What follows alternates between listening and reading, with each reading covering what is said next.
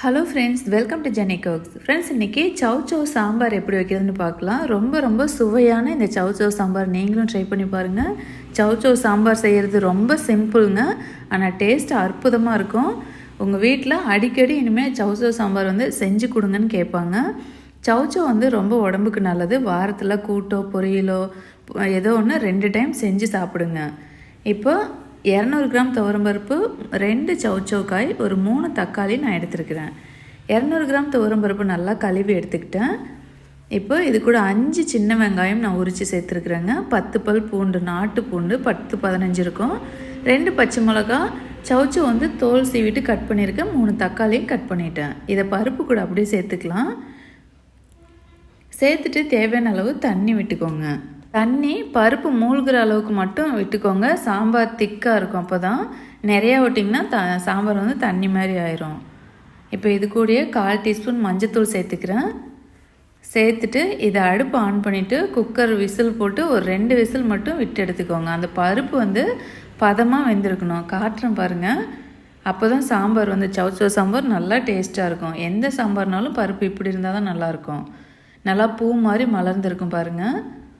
கொலையை வேக வைக்காமல் பூ மாதிரி மலர்ந்துருக்கணும். 2 விசில்லையே நல்லா வெந்துடும். உங்கள் குக்கர்லாம் எத்தனை விசில் விட்டால் அந்த மாதிரி இருக்குமோ அப்படி நீங்கள் பார்த்துக்கோங்க. இப்போ ஸ்டவ் ஆன் பண்ணிவிட்டு ஒரு பாத்திரம் அடுப்பில் வச்சுக்கலாம். அதில் கொஞ்சமாக ஆயில் சேர்த்துக்கோங்க. ஆயில் சூடானோடனே 1/4 டீஸ்பூன் கடுகு சேர்த்துக்கோங்க. கடுகு நல்லா வெடித்ததும் 1/4 டீஸ்பூனோடு கொஞ்சம் அதிகமாக சீரகம் போட்டுக்கோங்க. சீரகம் உடம்பு சீராக வச்சுக்கோங்க. அதனால் சீரகம் கட்டாயம் எல்லா உணவுலையும் சேர்த்துக்கலாம். ஒரு 2 பிஞ்ச் அளவுக்கு வெந்தயம், ஒரே ஒரு வரமிளகா, ஒரு கொத்து கருவேப்பிலை, இதெல்லாம் நல்லா வறுபடட்டும். ஹை ஃப்ளேமில் வைக்காதீங்க, லோ ஃப்ளேமில் வச்சுட்டு நல்லா வறுத்துக்குங்க. இப்போ ஒரு மீடியம் சைஸ் பெரிய வெங்காயம், ஒரு 5 சின்ன வெங்காயம் கட் பண்ணி சேர்த்துருக்குறேன். 2 வெங்காயம் சேர்க்கும்போது சாம்பார் நல்லாயிருக்கும். சவ் சவ் சாம்பாருக்கு பார்த்திங்கன்னா இந்த வெங்காயம் நல்லா ப்ரௌனாக வதக்குங்க. அதாவது ஒரு 3/4 பாகம் நல்லா வதங்கணும். பாருங்கள், அதோட தோல்லாம் நல்லா நிறம் மாதிரி இருக்குது. இந்த அளவுக்கு நல்லா வதக்கி எடுத்துக்கலாம். இப்போ தூள் சேர்த்துக்கலாம். 1 டீஸ்பூன் மிளகாத்தூள், 1 டீஸ்பூன் சாம்பார் தூள், 2 டீஸ்பூன் கொத்தமல்லி தூள் சேர்த்துருக்கேன். சாம்பார் தூள் நீங்கள் கடையில் வாங்கினது, வீட்டில் அரைச்சது எது வேணாலும் சேர்த்துக்கலாம். சாம்பார் தூள் இல்லைன்னா நீங்கள் குழம்பு மிளகாய் தூள் கூட 1 டீஸ்பூன் சேர்த்துக்கலாம். இப்போ அடுப்பு லோ ஃப்ளேமில் வச்சுட்டு நல்லா குறைச்சிட்டு அந்த வெங்காயத்துக்கூடயே ஒரு 10 செகண்ட் வதக்கி விட்டுக்கோங்க. அந்த தூளெல்லாம் முடிஞ்சால் ஸ்டவ்வை ஆஃப் பண்ணிவிட்டு கூட நீங்கள் வதக்கலாம். அந்த சூட்லேயே பச்சை வாசனை போயிடும்.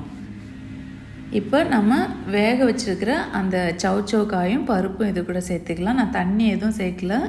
இதே பதத்தோடய நான் விட்டுக்கு போகிறேன். ஏன்னா புளி இன்னும் கொஞ்சம் சேர்க்கணும். பார்த்திங்களா எப்படி நல்லா சூப்பராக வாசனையோடு இருக்குதுங்க. இப்போ கொஞ்சமாக மல்லித்தலை மேலே தூவிட்டு நல்லா கலந்து விட்டுக்கோங்க. எல்லா பக்கமும் அந்த மசால் படுற மாதிரி. இதுக்கு தேவையான அளவு உப்பு சேர்த்துக்கோங்க. உப்பு சாம்பாருக்கு எப்பவும் கடைசியாக சேர்த்துக்கலாம். சவ் சவ் சாம்பார் எப்போ வச்சாலும் நம்ம வீட்டில் மீதியாக ஆகாதுங்க. அந்தளவுக்கு டேஸ்ட் நல்லாயிருக்கும். ஆனால் சிம்பிளாக 10 நிமிஷத்தில் ரெடி பண்ணிடலாம். புளி ஒரு சின்ன புளியாங்கொட்டை சைஸ் அளவில் ஊற வச்சுட்டு கரைச்சி இது கூட நான் சேர்த்துருக்கேன். புளி சேர்த்துட்டு ஒரு 2-3 கொதி விட்டுட்டு நம்ம ஸ்டவ் ஆஃப் பண்ணிக்கலாம்.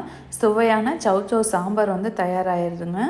இதே போல் நீங்களும் சவ் சவ் சாம்பார் ட்ரை பண்ணுங்கள். இது நல்லா வடித்த சாதத்து கூட ஊற்றிட்டு ஒரு அப்பளம் இருந்தாலே போதும். அந்தளவுக்கு லஞ்சு திருப்தியாக இருக்கும். நீங்களும் ட்ரை பண்ணி பாருங்கள். இந்த சவ் சவ் சாம்பார் ரெசிபி உங்களுக்கு பிடிச்சிருந்தா இதுக்கு ஒரு லைக் கொடுங்க. உங்கள் ஃப்ரெண்ட்ஸ் அண்ட் ஃபேமிலி கூட மறக்காமல் ஷேர் பண்ணுங்கள். இது மேராக்காய் சாம்பார்னு சொல்லுவாங்க. தேங்க்யூ.